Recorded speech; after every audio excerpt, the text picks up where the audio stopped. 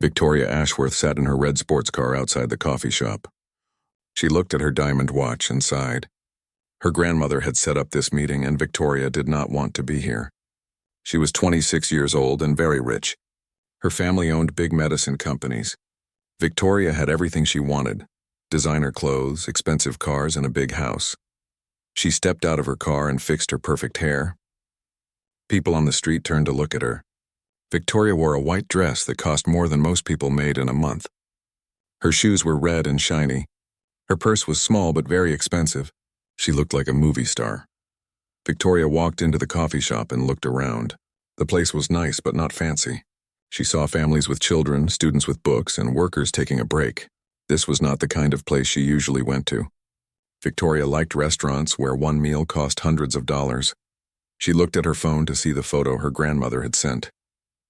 The man she was meeting was named David Chen. In the photo, he looked ordinary. Not handsome like the rich men she usually dated. Not wearing expensive clothes. Victoria rolled her eyes and wondered why her grandmother thought this would work. A voice behind her said, "Victoria?" She turned around and saw him. David Chen stood there with a small smile on his face. He was tall, but not very tall. His hair was neat but simple. He wore a clean white shirt and dark pants. His shoes were old but polished. Victoria noticed right away that his clothes were cheap. "Yes, that's me," Victoria said. Her voice was cold. "I'm David, thank you for meeting me today." He seemed nervous but happy. Victoria looked him up and down. She was not impressed. "Let's get a table," she said. They sat down at a small table by the window. David pulled out her chair for her. Victoria sat down without saying thank you. She was already thinking about how to make this meeting short. "Would you like some coffee?" David asked. "Or maybe tea?" "I'll have a skinny latte with oat milk," Victoria said. She did not look at him when she spoke. David went to order their drinks. Victoria watched him wait in line with regular people. She felt embarrassed. What if someone she knew saw her here?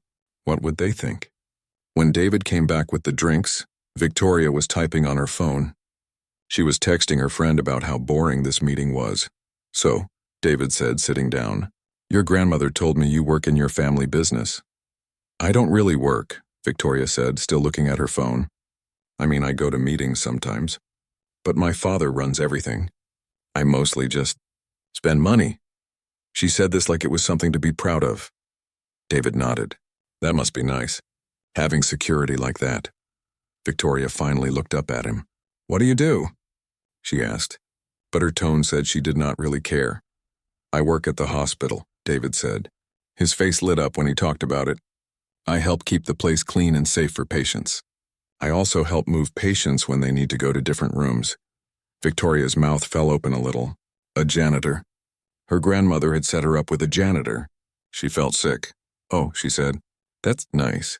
David did not notice her shock. He kept talking. "I really love it. I get to meet so many people. Patients, families, doctors, nurses. Everyone has a story, and I feel like I'm helping people get better." Victoria stared at him. How could someone be happy cleaning floors? "Don't you want to do something bigger?" she asked. "Like what?" David asked. "Like, make real money. Have a career. Buy nice things." David thought about this. "I do make money. Not a lot, but enough. And I have everything I need. I have a small apartment. I have food. I have friends. What else do I need?" Victoria could not believe what she was hearing. "What about cars? Designer clothes, travel, nice restaurants?" "I take the bus. It's better for the environment," David said. "And I have clothes. They're clean and they fit. I don't need fancy labels. As for travel, I went to Mexico last year with my church group. We helped build houses for poor families. It was the best trip of my life." Victoria checked her phone again. She had only been here for 15 minutes, but it felt like hours. "Do you volunteer often?" she asked, trying to sound interested. David's eyes got bright again. "Yes. Every weekend I teach English to kids whose families came from other countries. And twice a month I help serve food to homeless people. Oh, and I read books to sick children at the hospital." Victoria felt more and more uncomfortable. This man actually cared about other people. He spent his free time helping people who could not help him back. Victoria spent her weekends shopping and going to parties. "That's good," she said. But she did not mean it. David seemed to notice that Victoria was not happy. "I'm sorry if I'm talking too much," he said. Tell me about yourself. What do you like to do? Victoria thought about her life. She liked buying clothes. She liked expensive restaurants. She liked posting photos of herself online. She liked parties where everyone told her how beautiful she was. I like shopping, she said. And I go out a lot. To nice places. That sounds fun, David said. He seemed to really mean it. Do you have hobbies? Victoria had never thought about hobbies. Rich people did not need hobbies. They had money. Not really, she said. David nodded. Maybe we could find something we both like to do together. Victoria's eyes went wide. Together? This man thought they would see each other again. I should go, Victoria said suddenly. She stood up and grabbed her purse. David looked surprised and hurt. Did I say something wrong? No, I have somewhere to be. Victoria lied. She had nowhere to be except home to take photos of her new shoes. David stood up too. Could I call you sometime? Maybe we could have dinner. Victoria looked at this simple, kind man who cleaned toilets for a living. Sure, she said, but her voice was flat. My grandmother has my number. She walked quickly to her car, her high heels clicking on the floor. People in the coffee shop watched her leave. She looked angry and stuck up. David watched her through the window as she drove away in her expensive car. He felt confused and sad. He had thought the meeting went well. Victoria seemed nice in her grandmother's description. But the real Victoria was cold and mean. Victoria drove home to her big house. She felt angry at her grandmother for wasting her time. She felt angry at David for being so poor. And she felt something else that she did not want to think about. She felt ashamed. But Victoria Ashworth never admitted to feeling ashamed of anything. 1 week after the coffee shop meeting, Victoria was at home painting her nails bright pink. Her phone rang. She looked at the number and did not know who it was. Hello? She said, Hi, Victoria. This is David Chen. We met last week at the coffee shop. Victoria almost dropped her phone. Why was the janitor calling her? Oh, hi, she said. Her voice was not friendly. I was wondering if you would like to meet again. Maybe for dinner this time. Victoria wanted to say no. She wanted to hang up the phone. But something made her say, okay, when? How about Saturday night? I know a nice place. Victoria thought about the kind of place a janitor would think was nice. Probably some cheap restaurant with plastic chairs. Fine, she said. Text me the address. Saturday night came. Victoria dressed down for the first time in years. She wore simple black pants and a white shirt. No jewelry except small earrings. She did not want to look too fancy for wherever David was taking her. The address he sent was for a small Italian restaurant. Victoria had never heard of it. She parked her car and walked inside. The place was tiny but clean. It smelled like garlic and fresh bread. Families sat at small tables eating and talking loudly. David was already there, waiting at a table for two. He stood up when he saw her. He wore the same kind of clothes as before, simple but clean. You look beautiful, he said. Victoria did not say thank you. She just sat down. The waiter came over. He was an old man with a big smile. What can I get you tonight? He asked. I'll have the chicken, Victoria said without looking at the menu. Which chicken dish? The waiter asked. We have chicken with lemon, chicken with mushrooms, chicken with… Whatever, Victoria said. Just chicken. David ordered something in Italian. The waiter smiled and nodded. They seemed to know each other. You come here often? Victoria asked. Every few weeks, David said. The family that owns this place came from Italy 30 years ago. I helped their son with English homework when he was in high school. Now he's a doctor. Victoria did not care about the family's story. She looked around the restaurant and felt out of place. These people seemed happy with their simple food and cheap wine. How could they be satisfied with so little? Their food came quickly. Victoria had to admit it smelled good. But she only took small bites. She was used to tiny portions at expensive restaurants. David ate with enjoyment. This is delicious, he said. My grandmother would have loved this place. Where is your grandmother now? Victoria asked, not really caring. She died 2 years ago, David said. His voice was sad but also warm. She raised me after my parents died in a car accident when I was 8. Victoria felt a little bad for asking. But only a little. She taught me everything important, David continued. How to work hard. How to be kind. How to help others. She used to say that money doesn't make you rich. Love makes you rich. Victoria rolled her eyes. That's nice, she said. But her tone showed she thought it was stupid. They ate in silence for a while. Victoria kept checking her phone. David tried to start conversations, but Victoria gave short answers. After dinner, David walked her to her car. Victoria thought the date was finally over. But then David did something that shocked her. He got down on one knee. Victoria's mouth fell open. People walking by stopped to look. David pulled out a small box from his pocket. "Victoria," he said. His voice was shaking. "I know we only met twice, but I feel something special with you. I think we could build something beautiful together. Will you marry me?" Victoria stared at him. This man, this poor janitor, was asking her to marry him, with a ring that probably cost less than her lunch yesterday. "Are you crazy?" she said. David's face turned red. "I know it's fast," he said, "but sometimes you just know, right? We could learn to love each other." Victoria looked at the ring. It was tiny. The diamond was so small she could barely see it. Her friends would laugh at her if they saw this ring. But then Victoria thought about something else. Her grandmother's will. Victoria's grandmother had died 6 months ago. She left Victoria millions of dollars. But there was one condition. Victoria had to be married before her 27th birthday. If she was not married by then, all the money would go to charity. Victoria's 27th birthday was in 3 months. Victoria had been dating rich men, trying to find one to marry. But rich men wanted wives who would make them look good. They wanted smart wives, accomplished wives. Victoria was beautiful but not very smart. She had never worked a real job. She had never done anything important, but David thought she was perfect just as she was.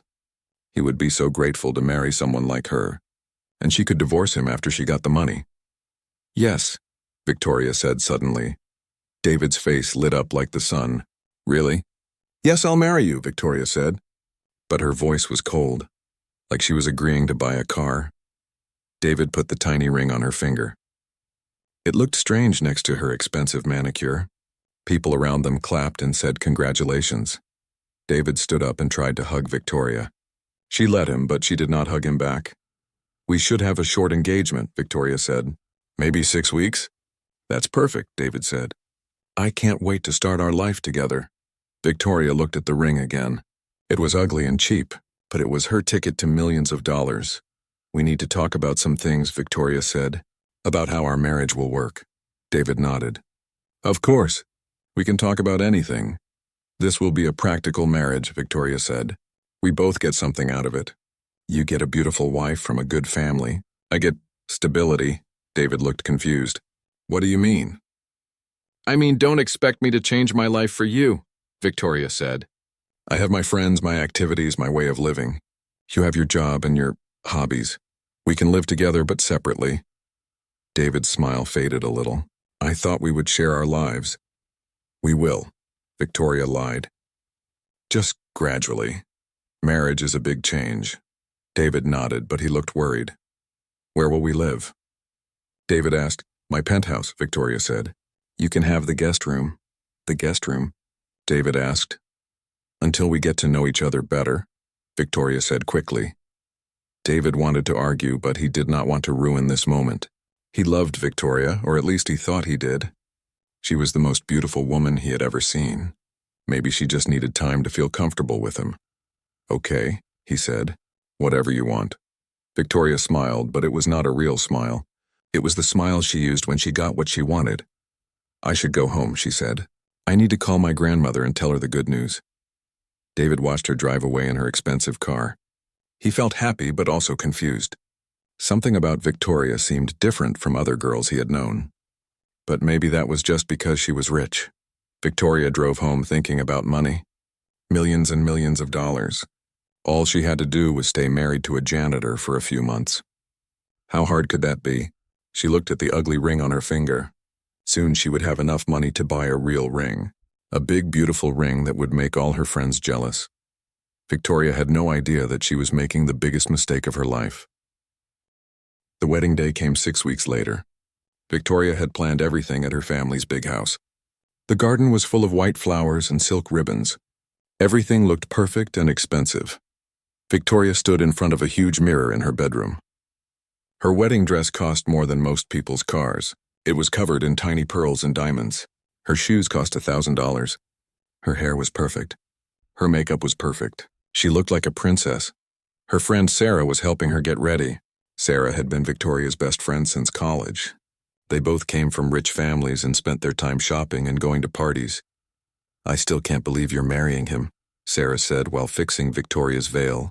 "A janitor, Victoria." "A janitor?" Victoria looked at herself in the mirror. "It's just temporary," she said quietly. "What do you mean?" Sarah asked. "Nothing," Victoria said quickly. She had not told anyone about her grandmother's will. "I just mean, marriage is about growing together," Sarah laughed. "Growing together?" "Victoria, you and David come from different planets. What will you even talk about?" "We'll figure it out," Victoria said. But she was not worried about talking to David. She planned to talk to him as little as possible. There was a knock on the door. Victoria's father came in. He was a tall man with gray hair and expensive clothes. He looked worried.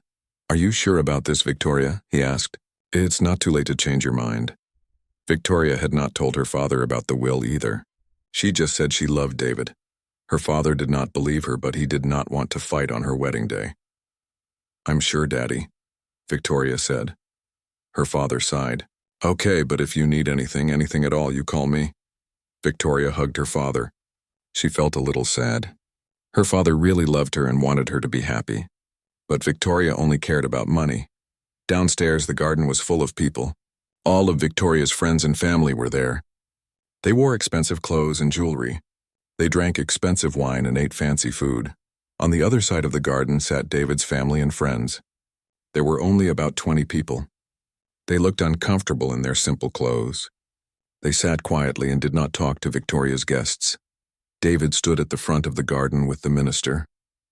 He wore a rented black suit that did not fit him very well, but he was smiling. He looked so happy and nervous. When Victoria walked down the aisle, everyone stood up. She looked beautiful, like a movie star. David's eyes filled with tears when he saw her. But Victoria did not look happy. She looked like she was walking to a business meeting. The minister began the ceremony. "We are here today to celebrate the marriage of Victoria and David." Victoria barely listened. She looked at all her friends watching her. Some of them were whispering to each other. She knew they were talking about David. When it was time for vows, David went first. He had written his own words. "Victoria," he said, his voice shaking, "you are the most beautiful woman I have ever met. Not just on the outside, but I believe on the inside too. I promise to love you and take care of you for the rest of my life. I promise to work hard to give you everything you deserve. I promise to be the husband you need me to be." Some people in the crowd said, "Aw." David's family smiled. Victoria's friends looked bored. Then it was Victoria's turn. She had not written anything special. "David," she said in a flat voice, "I promise to be your wife." That was all she said.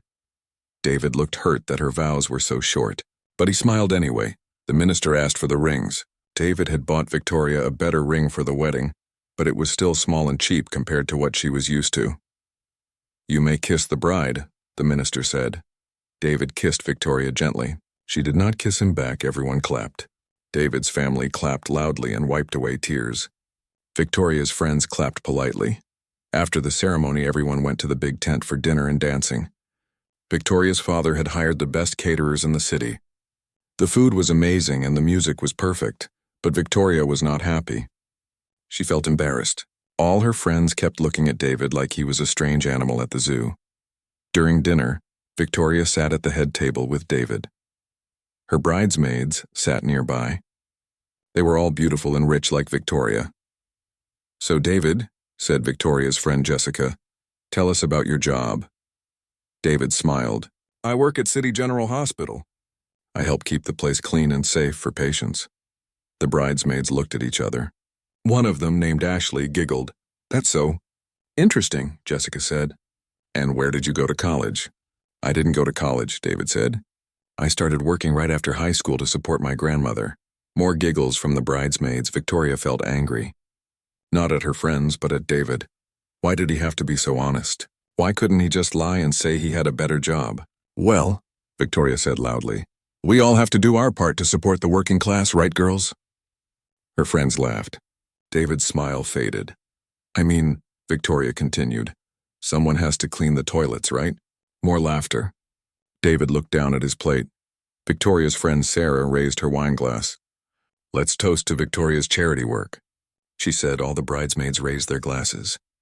"To charity work," they said and laughed. David finally understood. These women were making fun of him, and Victoria was letting them do it. More than that, Victoria was leading them. David looked at his new wife. She was laughing with her friends. She looked beautiful but cruel. Across the tent, David's family watched what was happening. His uncle, his aunt, his cousins. They all saw how Victoria and her friends were treating David. They looked angry and sad. When it was time for the first dance, David took Victoria's hand and led her to the dance floor. The music was slow and romantic. "Victoria," David said quietly as they danced, "why did you let them talk to me like that?" Victoria did not look at him. "Like what?" she said. "You know, like what?" "They were making fun of me." "They were just joking," Victoria said. "You need to learn to take a joke." "Making fun of someone's job is not a joke," David said. "It's mean." Victoria finally looked at him. Her eyes were cold. "Look, David, these are my friends. They come from my world. You're going to have to get used to it." "Get used to being treated badly?" "Get used to reality," Victoria said. "You married up, David, way up. These people are out of your league. You should be grateful they're even talking to you." David stopped dancing. He stared at his wife. "Grateful?" "Yes, grateful," Victoria said. "I could have married anyone. Rich men, powerful men. But I chose you. The least you can do is try to fit in." Other people on the dance floor were starting to look at them. David did not want to make a scene at his own wedding. "Okay," he said quietly. "I'll try to fit in." But inside, David felt something break. This was not the woman he thought he was marrying. The rest of the night was terrible for David. Victoria's friends continued to make jokes about his job, his clothes, his family. Victoria laughed at every joke. When David's co-workers came to congratulate him, Victoria was rude to them. When David's family tried to talk to her, she gave short answers and walked away quickly. David's aunt came up to him during the party. "David," she said quietly, "are you sure about this?" David looked at Victoria across the room. She was posing for photos with her friends, laughing and looking beautiful. "It's my wedding day, Aunt Mary," David said. "I have to be sure." But he was not sure anymore. He was starting to think he had made a big mistake. At the end of the night, Victoria and David drove to her penthouse. They were finally alone together as husband and wife. In the car, Victoria took off her shoes and rubbed her feet. "Well, that's over," she said. "What do you mean?" David asked. "The wedding. All that planning and stress. I'm glad it's done." David had hoped she would say something about being happy to start their life together. Instead, she sounded like someone who had just finished a boring job. When they got to the penthouse, Victoria showed David to the guest room. "This is your room," she said. "The bathroom is across the hall. Try not to leave your things around the common areas." David looked at the small room. It was nice, but it felt like a hotel room, not like a home. "Victoria," he said, "are we really going to live like roommates?" "For now," Victoria said. "Until we figure things out."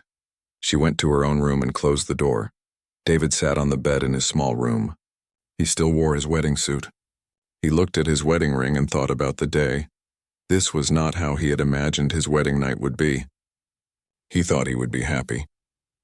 He thought he would feel loved. Instead, David felt more alone than he had ever felt in his life. The first month of marriage was hard for David. He tried to make the best of living in Victoria's penthouse, but it did not feel like home. Every morning, David woke up early and made coffee. He always made enough for 2 people, hoping Victoria would join him. But Victoria never got up before 10 o'clock. She said mornings were for ugly people. David left for work at 6 in the morning. He took the bus because Victoria said his old car was too ugly to park in her building's garage. David did not mind the bus, but it took longer to get to work. When David came home in the evening, Victoria was usually getting ready to go out with her friends. She spent hours doing her hair and makeup. She tried on different expensive dresses and asked David which one looked better. David always said she looked beautiful in everything. This was true, but Victoria seemed annoyed by his answer. "You have no sense of style," she would say. "These dresses are completely different." David would look at the dresses. To him, they were both pretty and both cost more money than he made in a month. He did not understand the difference. Victoria made rules for their apartment. David could not use the main living room when she had friends over. He had to use the back entrance when he came home from work. He could not leave any of his things in the common areas. "This place has to look perfect," Victoria said. "My friends expect a certain level of style." David's things were simple. A few books, some photos of his family, his volunteer awards. Victoria said they made the place look cluttered. Victoria also gave David a small allowance every week. Even though David had his own job, Victoria said he needed to ask her before spending money on anything. "We need to keep track of expenses," she said. "I can't have you wasting money on stupid things." David felt like a child asking for lunch money, but he did not complain. He hoped things would get better as they got to know each other. David tried to spend time with Victoria. He suggested they watch movies together, or go for walks or cook dinner at home. But Victoria always had other plans. "I'm meeting the girls for lunch," she would say, or "I have a charity event tonight," or "Sarah and I are going shopping." Victoria never invited David to join her. When David asked if he could come along, Victoria looked at him like he was crazy. "These are not your kind of people, David," she said. "You would not have fun. How do you know?" David asked. "Maybe I would like them if I got to know them." Victoria laughed. "David, these women spend more money on handbags than you make in a year. What would you talk about?" David felt hurt, but he tried not to show it. "I could talk about lots of things.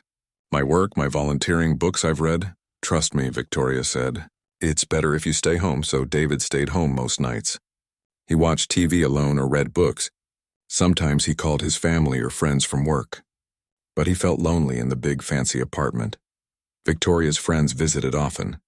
They would sit in the living room drinking expensive wine and talking about shopping, parties, and gossip. Their voices were loud and their laughter was mean. David tried to be friendly when he saw them. He would say hello and ask how they were doing. But Victoria's friends barely looked at him. "Oh, hi." "David," they would say, like they had forgotten his name. Then they would turn back to Victoria and continue their conversation. Sometimes David could hear them, talking about him when they thought he was not listening. "I still can't believe Victoria married him," he heard Sarah say one day. "I know," said another voice. "What is she thinking?" "Maybe she's going through a phase," said a third woman. "Like when rich kids try to be normal." They all laughed. Victoria never defended David when her friends said mean things about him. Sometimes she even joined in. "Well, someone has to support the working class," Victoria had said, using the same joke from their wedding. David heard this and felt like someone had hit him in the stomach. To make things worse, Victoria started asking David to do all the housework. She said since he was used to cleaning, he should take care of the apartment. "I pay for everything," Victoria said. "The least you can do is keep the place nice." David did not mind cleaning. He was good at it and he liked things to be neat. But Victoria treated him like a servant, not like her husband. She would leave dirty dishes on the counter right next to the dishwasher. She would drop her expensive clothes on the bedroom floor and expect David to pick them up. She never said please or thank you. When David finished cleaning, Victoria would inspect his work like a boss checking an employee. "You missed a spot on the mirror," she would say. Or, "The bathroom needs to be cleaner than this." David started working extra hours at the hospital to escape the apartment. His supervisor was happy to give him overtime because David was such a good worker. But working more hours meant David was even more tired when he came home. And Victoria complained that he was never around. "What kind of husband is never home?" she said. "I'm starting to think you don't want to spend time with me." David wanted to laugh, but he was too tired. Victoria was the one who did not want to spend time with him. "I'm working hard to contribute to our household," David said. "I thought that would make you happy." "I don't need your money," Victoria said. "I need a husband who acts like a husband." "What does that mean?" David asked. Victoria could not answer because she did not really know. She had never thought about what she wanted in a husband besides money and good looks. One evening, David came home from a particularly hard day at work. An old man had died in the hospital, and David had comforted the man's family. David felt sad and tired. He hoped Victoria might ask about his day and maybe give him a hug. Instead, Victoria was angry. "David, I told you to clean the bathroom yesterday. It's still dirty." David looked at the bathroom. It was perfectly clean. He had scrubbed it the day before. "It looks clean to me," David said. "Look at the mirror," Victoria said. "There are water spots." David looked at the mirror. There were tiny spots that you could only see if you looked very carefully. "Victoria, I'm really tired tonight." Can I clean it tomorrow? Victoria's face turned red. No, you cannot clean it tomorrow. I'm having friends over in an hour. Everything needs to be perfect. David felt something snap inside him. Victoria, I worked 10 hours today. I helped families who were crying because their loved ones were sick. I'm sorry if the mirror is not perfect enough for your friends. Victoria stared at him. No one had ever talked to her like that. How dare you raise your voice at me, she said. I give you a place to live, food to eat, clothes to wear. And you can't even keep a bathroom clean? I buy my own clothes with my own money, David said. And I pay for my own food. The only thing you give me is a place to sleep. This was true, but Victoria did not like hearing it. Fine, she said. If you don't like it here, you can leave. David looked at his wife. She stood there in her expensive dress, looking beautiful and cold. For a moment, he thought about leaving. He thought about going back to his small apartment where he had been poor but happy. But David remembered his wedding vows. He had promised to love Victoria for better or worse. Maybe this was the worst part and things would get better. I don't want to leave, David said quietly. I want us to work on our marriage. Victoria's anger faded a little.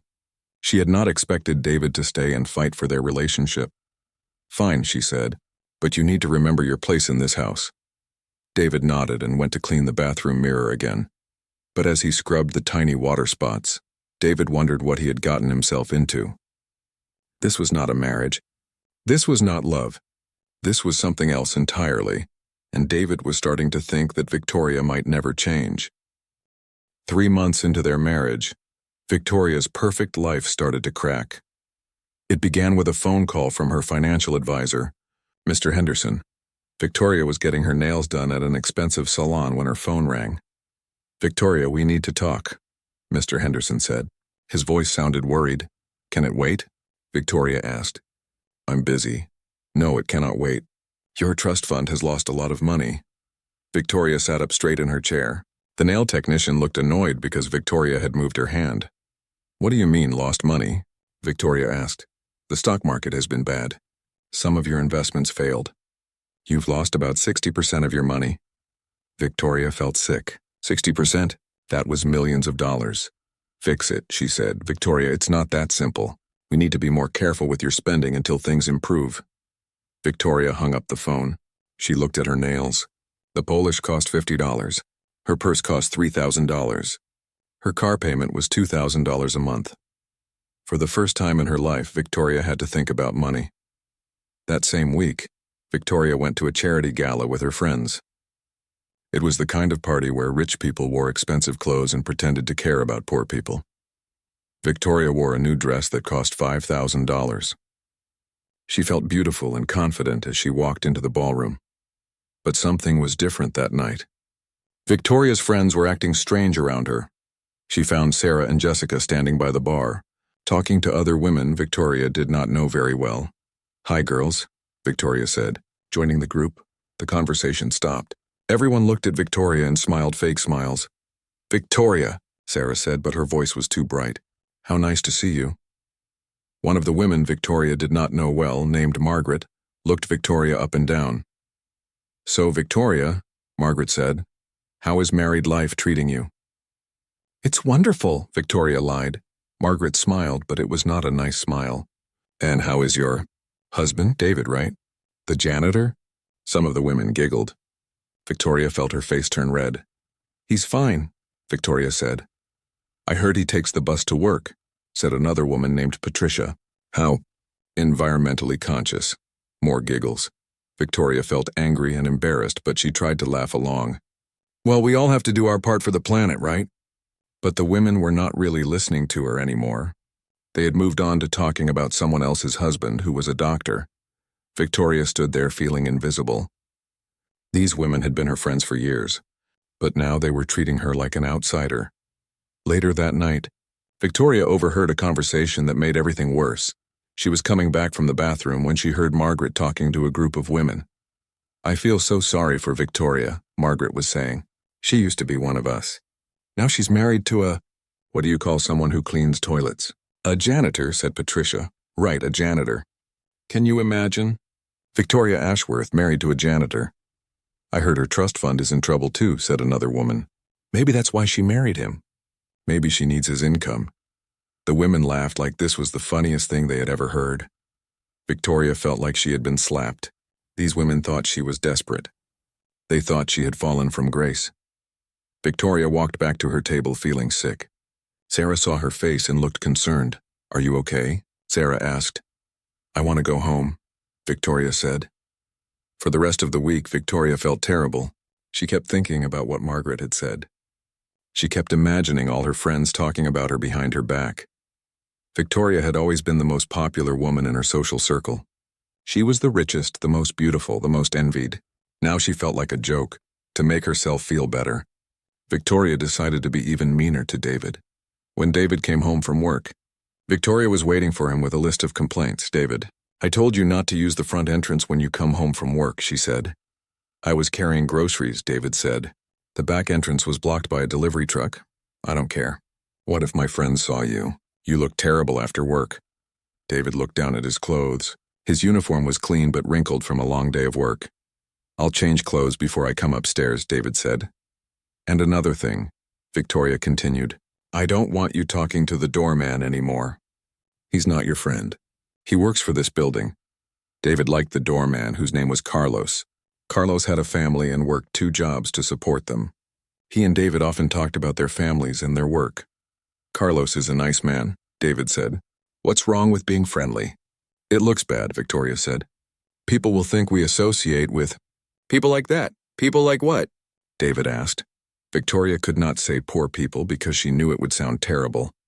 But that's what she meant, just working people, she said. David stared at his wife. "I am working people, Victoria." Victoria looked annoyed. "That's different. How is it different?" Victoria could not answer that question either. A few days later, Victoria got sick with the flu. She had a high fever and could not get out of bed. For once, Victoria needed someone to take care of her. David was wonderful. He brought her soup and medicine.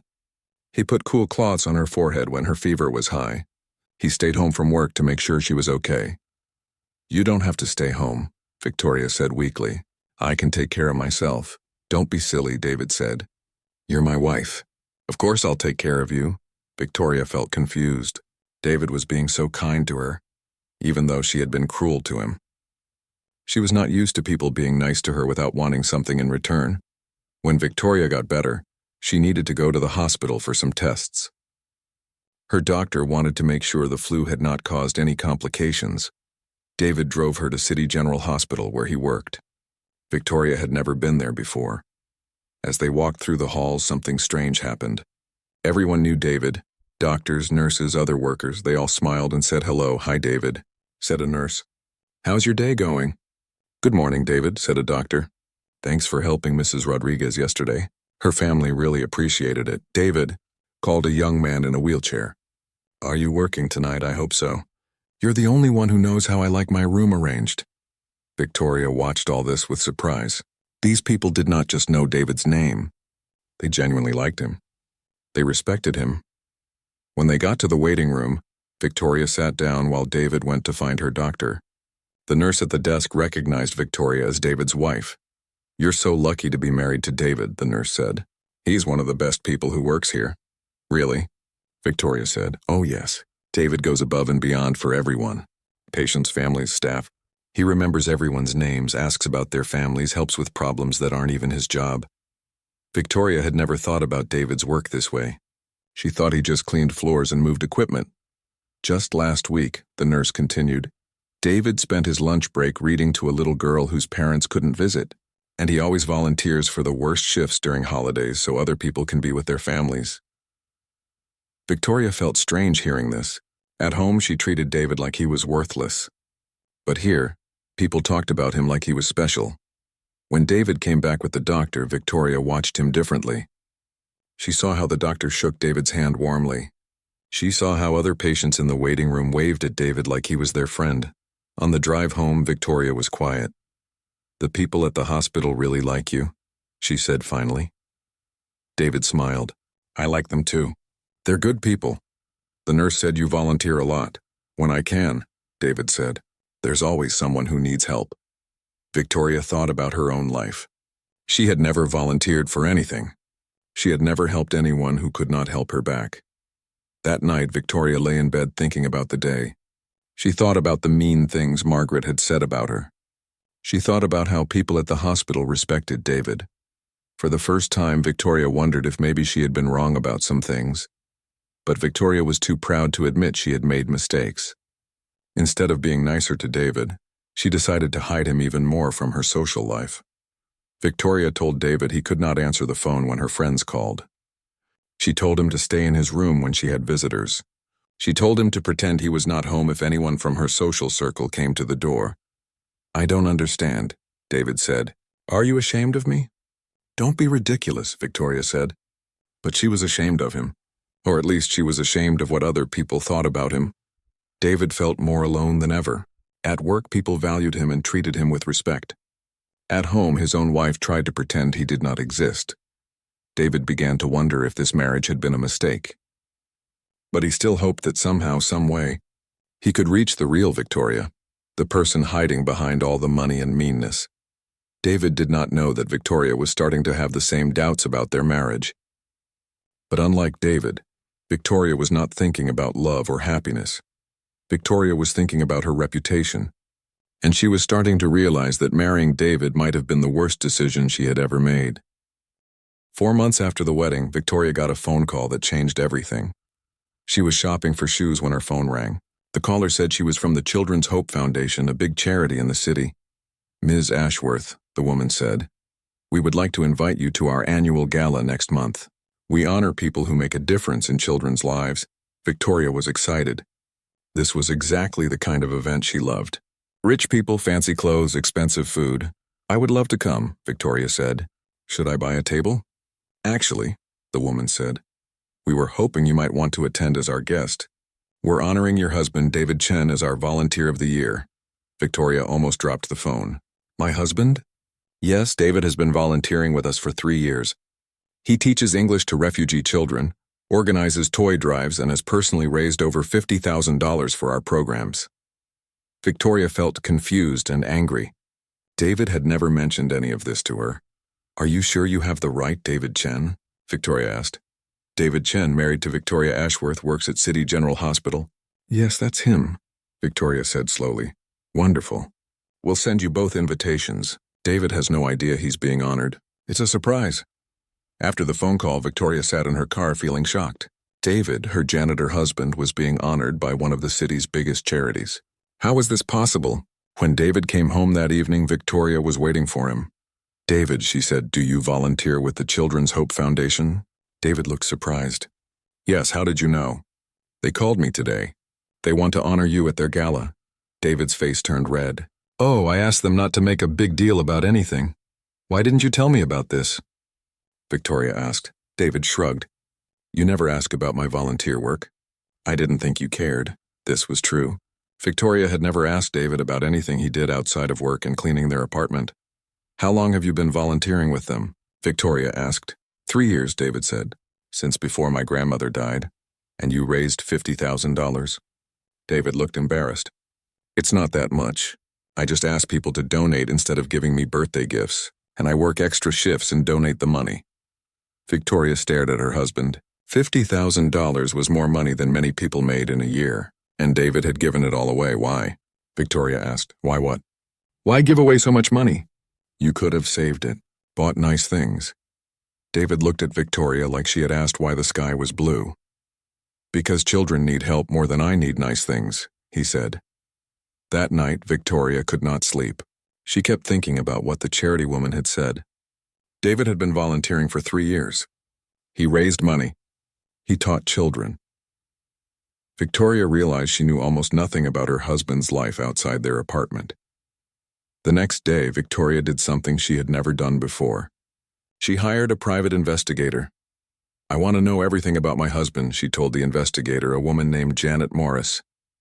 Janet looked confused. "Are you worried he's cheating on you?" "No," Victoria said. I want to know what he does with his time." Janet agreed to investigate David. Victoria felt guilty about spying on her husband, but she had to know the truth. A week later, Janet called Victoria with her report. "Your husband is either a saint or he's hiding something big," Janet said. "What do you mean?" I've never investigated anyone like David Chen. This man volunteers everywhere. The children's charity, the homeless shelter, the hospital, his church, the community center. He tutors kids, reads to elderly people, helps families fill out immigration paperwork. Victoria felt more confused. Anything else? He's also turning down job offers, Janet said. What kind of job offers? Big ones. 3 pharmaceutical companies have tried to hire him in the past year. One offered him a management position with a salary of $200,000 a year. Victoria's mouth fell open. $200,000? Yes, he turned them all down. Said he was happy where he was. Victoria could not understand this. Who turned down that much money? There's more, Janet said. David Chen is not who you think he is. What do you mean? I'm still investigating, but I think your husband comes from money. Real money. Victoria felt like the world was spinning. That's impossible. I found records of a David Chen who went to expensive private schools until he was 8 years old. Then the records stopped, like he disappeared from that world completely. Keep investigating, Victoria said. I need to know everything. While Janet continued her investigation, Victoria started paying more attention to David. She watched him when he didn't know she was looking. She noticed that David's table manners were perfect, like someone who had been taught by expensive tutors. She noticed that he knew about art and classical music, even though he claimed to have no education. She noticed that he spoke 3 languages fluently. Victoria also started following David sometimes. She felt bad about it, but she had to know what he was really doing. One Saturday, Victoria followed David to the community center. She sat in her car and watched him through the window. David was teaching English to a group of children whose families had come from other countries. Victoria watched David help a little girl sound out words in English. She watched him high-five a teenage boy who read a whole sentence correctly. She watched him stay after class to help a mother fill out job applications. All the children seemed to love David. They hugged him when class was over. Their parents shook his hand and thanked him in broken English. Victoria felt strange watching this. David looked so happy and natural with these people, happier than he ever looked at home with her. Another day, Victoria followed David to the hospital on his day off. She watched him visit patients who had no family. He brought flowers and books. He sat with an old man and played chess. He helped a young mother feed her baby while she recovered from surgery. Victoria realized that David spent all his free time helping other people. While she spent her free time shopping and going to parties, David was making the world better. A week later, Janet called with more shocking news. Victoria, I think I know who your husband really is, Janet said. But you're not going to believe it. Tell me, Victoria said. David Chen is the heir to the Chen technology empire.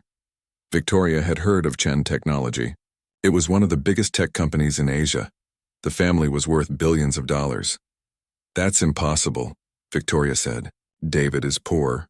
No, he's not, Janet said. He's choosing to live like he's poor.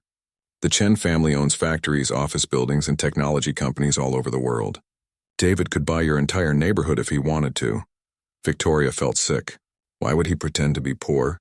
I think he's not pretending, Janet said. I think he really believes in living simply. The Chen family is known for their charity work. David's grandfather started as a poor immigrant and never forgot where he came from. Victoria hung up the phone and sat in silence for a long time. Her husband, the man she had been treating like a servant, was richer than she could ever imagine. The man she had been ashamed of was part of one of the most respected families in the world. Victoria thought about all the mean things she had said to David, all the times she had made fun of his job, his clothes, his family, all the times she had made him feel small and worthless. Victoria realized that while she had been looking down on David, he had been one of the most important people she had ever met. But instead of feeling sorry for how she had treated David, Victoria felt something else. She felt angry. How dare David lie to her? How dare he pretend to be poor when he was secretly rich? How dare he make her look foolish in front of her friends? Victoria decided to confront David that night. But she was not planning to apologize. She was planning to demand her share of his fortune. That evening, Victoria waited for David to come home. She sat in the living room with papers from the private investigator spread out on the coffee table. Her hands were shaking with anger. When David walked through the door, he looked tired. He had worked a double shift at the hospital because another worker was sick. Hi, Victoria. David said. How was your day? Victoria did not answer. She held up a paper from the investigator. Sit down, David, she said. Her voice was cold and angry. David looked confused, but he sat down across from her. I know who you really are, Victoria said. David's face went pale. What do you mean? Victoria threw the papers at him. David Chen, heir to Chen Technology, worth billions of dollars, one of the richest families in Asia. David looked at the papers, then looked at Victoria. He did not try to deny it. How long have you known? He asked quietly. I just found out yesterday, Victoria said. The question is, how long were you planning to lie to me? David was quiet for a long moment. Then he said, I never lied to you, Victoria. You never lied? Victoria's voice got louder. You told me you were a janitor. I am a janitor, David said. That's my job. You told me you were poor. I never said I was poor. You assumed I was poor because of my job and my clothes. Victoria stared at him. This was true, but it made her even angrier. You let me believe it, she said. You let me think I was marrying beneath me. David looked sad. Yes, I did. And I'm sorry for that? Why? Victoria demanded. Why did you lie about who you are? David sighed and leaned back in his chair. Because I wanted someone to love me for who I am, not for my money. Who you are is a billionaire. Victoria shouted. No, David said firmly. Who I am is a man who believes in helping other people. The money is just something I was born with. Victoria could not understand this. David, you're one of the richest men in the world. Why are you working as a janitor? Why are you living like you're poor? David looked at Victoria like he was trying to decide how much to tell her. When I was 8 years old, he said, my parents died in a car accident. I went to live with my grandfather in Taiwan. Victoria had heard of David's grandfather. He was one of the most famous businessmen in Asia. My grandfather built his company from nothing, David continued. He came to Taiwan with no money and no family. He worked every day of his life to build something better for his children and grandchildren. David stood up and walked to the window. But my grandfather also saw what money could do to people. He saw his friends become greedy and selfish.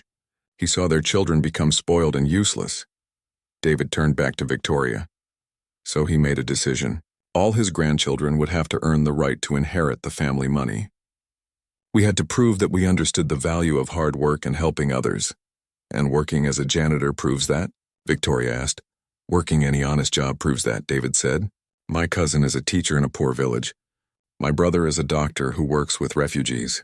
We all have to show that we can live without the family money before we can inherit it. Victoria felt confused. So you don't have access to the money now? I have access to some of it, David said. But I choose not to use it for myself. I use it to help other people.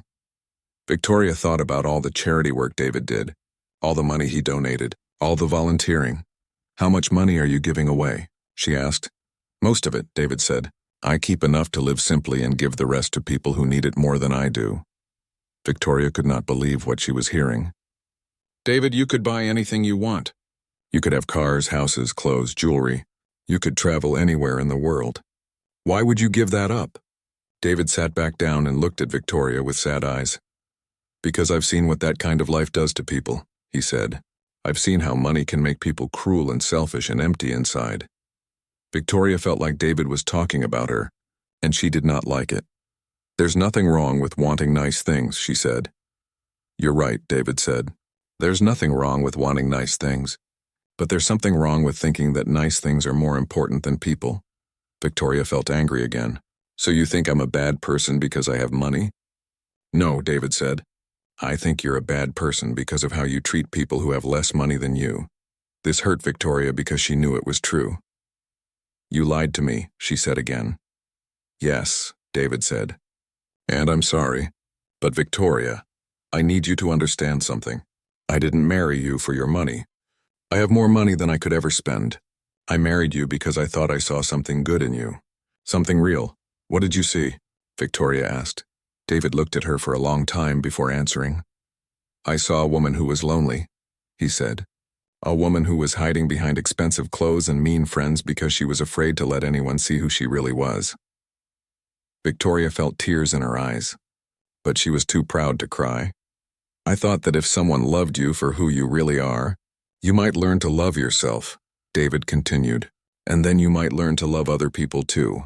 Well, you were wrong, Victoria said, but her voice was not as strong as before. Yes, David said sadly. I was wrong.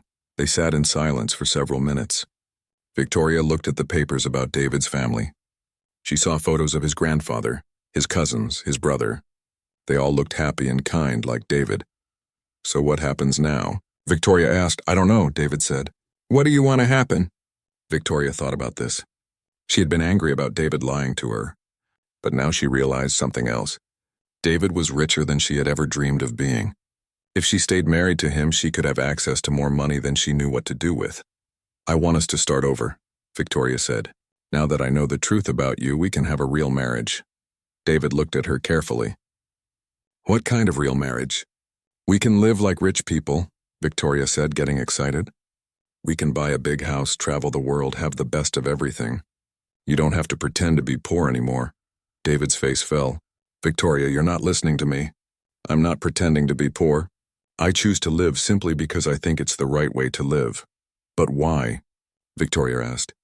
Why choose to live in a small apartment when you could live in a mansion? Why take the bus when you could have a private jet? Because those things don't make people happy, David said. They just make people want more things. Victoria could not understand this. To her, things did make her happy. New clothes made her happy. Expensive restaurants made her happy. Her sports car made her happy. David, she said, I'm your wife. Don't I deserve to share in your wealth? David looked at Victoria for a long time. She could see him thinking. Victoria, he said finally, do you love me? The question caught Victoria off guard. Love? She had never thought about loving David. She had married him for her inheritance, and now she wanted to stay married to him for his money. Of course I love you, she lied.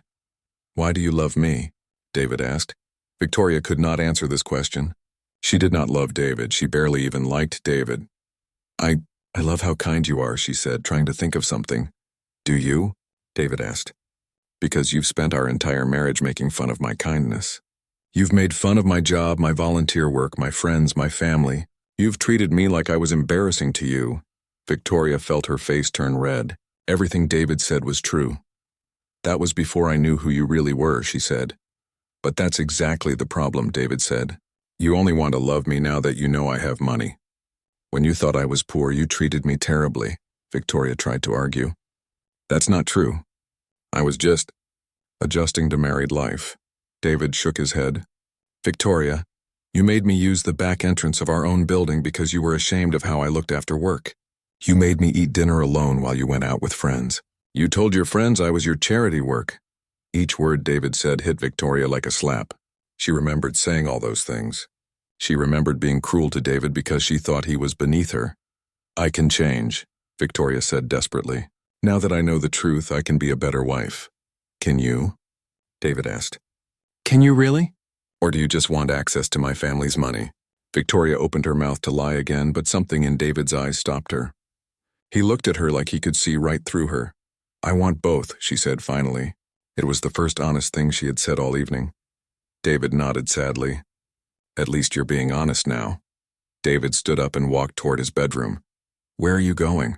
Victoria asked. To pack, David said. Pack? Why? David turned back to look at her. Because this marriage is over, Victoria. Victoria felt panic rise in her chest. No, David, wait. We can work this out. How? David asked. You don't love me. You never loved me. You married me for your inheritance, and now you want to stay married to me for my money. Victoria wanted to deny this, but she could not. It was exactly true. That doesn't mean we can't be happy together, she said. David smiled, but it was a sad smile. Victoria, do you know what would make me happy? Victoria shook her head. I would be happy with a wife who loved me when I was just a janitor. A wife who was proud of my volunteer work. A wife who wanted to help other people with me. A wife who thought I was a good man whether I had money or not. Victoria felt tears starting to fall down her cheeks. I could be that wife, she whispered. The next morning, Victoria woke up alone in her penthouse. For a moment, she forgot that David had left.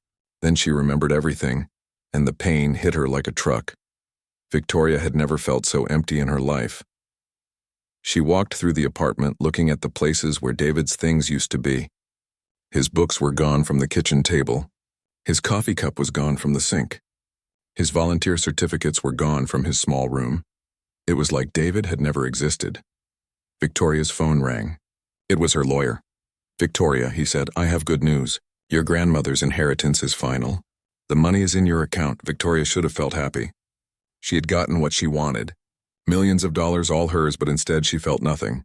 "Thank you," she said, and hung up. Victoria was rich again, richer than before, but she had lost something much more valuable than money. That afternoon, Victoria's friend Sarah came over with gossip and expensive wine. "Victoria, darling," Sarah said, "you look terrible. What's wrong?" "David left me," Victoria said. Sarah's eyes got wide with excitement. "Really? What happened? Did he steal something? Did he cheat on you?" "No," Victoria said. "He left because I'm a terrible person." Sarah laughed. "Don't be silly. You're not terrible. You're just selective about who you spend time with." Victoria looked at her friend. Sarah was beautiful and rich and popular, just like Victoria. But listening to her now, Victoria realized that Sarah was also mean and shallow and cruel, just like Victoria. "Sarah," Victoria said, "do you think we're good people?" Sarah looked confused. "Of course we're good people. We donate to charity galas. We support the arts. We're important members of society. But do we actually help anyone?" Victoria asked. "Do we make anyone's life better?" Sarah laughed again. "Victoria, that's not our job. We have money so other people help us. That's how the world works." Victoria realized that Sarah was right. That was exactly how Victoria had always thought the world worked. Rich people were served by poor people. Rich people were more important than poor people. But David did not think that way. David, who was richer than all of them, spent his life serving other people. "I think you should leave," Victoria told Sarah. "What?" Sarah looked shocked. "I said leave. I don't want to talk anymore." Sarah left, but not before telling Victoria she was acting crazy. Victoria spent the next few days alone. She did not go shopping. She did not call her friends. She did not leave the apartment. She just sat and thought about her life. Victoria thought about all the mean things she had said to David. She thought about how embarrassed she had been of his job, when his job was actually noble and important. She thought about how she had made fun of his volunteer work, when his volunteer work was changing people's lives. Victoria realized that for her whole life, she had been measuring people by the wrong things. Money, clothes, cars, houses, none of those things actually mattered. What mattered was kindness. What mattered was helping others. What mattered was being a good person, and Victoria was not a good person. A week after David left, Victoria saw something on the news that broke her heart completely. The news reporter was standing outside City General Hospital. Behind her, Victoria could see David talking to a group of sick children in wheelchairs. "We're here with David Chen," the reporter said, "who is being honored today as Healthcare Worker of the Year. Mr. Chen, who works as a hospital technician, has been recognized for his extraordinary service to patients and their families." Victoria watched David on the television. He looked calm and happy as he talked to the reporter. "Mr. Chen," the reporter said, "you've been volunteering here for years, even on your days off. What motivates you to give so much of your time?" David smiled. "These people are going through the hardest times in their lives. If I can make their day a little brighter, then I've done something worthwhile. We understand you recently got married. Does your wife share your passion for helping others?" David's smile faded for just a moment. "My wife and I are taking some time apart right now. But I hope someday she'll understand that true happiness comes from serving others." The reporter nodded. "And we understand you turned down several high-paying job offers to continue working here." "Why? Money isn't everything," David said. "I'd rather make a difference than make a fortune." Victoria watched David talking to the children again. They were all smiling and laughing. One little girl hugged David's leg. A teenage boy in a wheelchair shook David's hand. These people loved David, really loved him, not because of his money or his looks or his status. They loved him because he was good to them. Victoria had never been loved like that by anyone. After the news report ended, Victoria made a decision. She was going to find David and apologize. She was going to beg him to give her another chance. Victoria drove to the hospital, but David was not there. She went to the community center where he taught English, but he was not there either. Finally, Victoria remembered that David had said he was going back to his family. Victoria hired another private investigator to find out where David's family lived. When she learned that they lived in a mansion outside the city, Victoria drove there immediately. The Chen family house was bigger than anything Victoria had ever seen. It sat on a hill surrounded by beautiful gardens. There were fountains and statues and a long driveway lined with trees. Victoria parked her car and walked to the front door. Her hands were shaking as she rang the doorbell. An older man answered the door. He was tall and dignified with gray hair and kind eyes.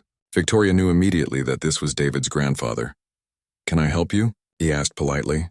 "I'm Victoria," she said, David's wife. The man's expression did not change, but Victoria could see disappointment in his eyes. "I see," he said. "Please come in." Victoria followed him into a large room with beautiful furniture and artwork. But despite all the expensive things, the room felt warm and welcoming. David's grandfather sat down across from Victoria. "David told us about you," he said. Victoria felt ashamed. "What did he say?" "He said that you married him thinking he was poor, and that you treated him badly because of it." Victoria started to cry. "Yes, that's true. And now you know that David comes from wealth, and you want him back." Victoria nodded through her tears. David's grandfather studied her for a long moment. "Why do you want David back?" he asked. Victoria had prepared an answer. She was going to say she loved David. She was going to say she had learned her lesson. She was going to promise to be better.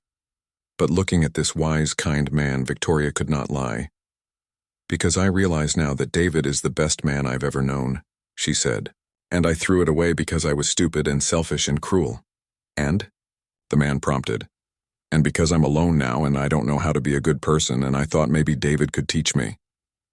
David's grandfather nodded slowly. "At least you're being honest." "Is David here?" Victoria asked. "Yes, he's here. But Victoria, I need to tell you something. David is in a lot of pain because of how you treated him. He trusted you with his heart and you broke it." Victoria cried harder. "I know, I'm so sorry." "Being sorry is not enough," the man said gently. "David needs to heal, and he needs to be around people who love him for who he is, not for what he has." "I understand," Victoria said. "But could I please just talk to him? Just for a few minutes?" David's grandfather was quiet for a long time. Then he stood up. "Wait here," he said. A few minutes later, David came into the room. He looked surprised to see Victoria. "What are you doing here?" he asked. Victoria stood up. David looked different somehow, happier, more relaxed. Being with his family was good for him. "I came to apologize," Victoria said, "and to ask you to give me another chance." David sat down but did not ask Victoria to sit. "Victoria," he said, "we've been through this. You don't love me. You love the idea of being married to someone with money." "That's not true," Victoria said. "I mean, it was true before, but it's not true now." "What's changed?" David asked. Victoria thought about how to explain it. "I've been alone for a week," she said. "Really alone for the first time in my life. And I realized that all the things I thought were important, money, clothes, parties, status, none of those things actually matter." David listened but said nothing. "I watched you on the news," Victoria continued. "I saw how those children looked at you. They love you, David, really love you. And I realized that I've never been loved like that because I've never deserved to be loved like that." "And now you do deserve it?" David asked. Victoria shook her head. "No, I don't deserve it. But I want to learn how to deserve it. I want to learn how to be good like you are." David looked at Victoria for a long time. She could see him thinking. "Victoria," he said finally, "I can't teach you how to be good. That has to come from inside you." "Then help me find it," Victoria begged. "Please, David, give me one more chance to be the wife you deserve." David stood up and walked to the window. Outside, Victoria could see gardens full of flowers and trees. "Victoria," David said without turning around, "do you know what I was doing before you came here?" "No," Victoria said. "I was planning a trip to volunteer in a refugee camp in Africa. 6 months of helping people who have lost everything." Victoria felt her heart sink. 6 months in Africa meant 6 months away from her. "That sounds wonderful," she said, and she meant it. David turned around to look at her. "Does it? Really?"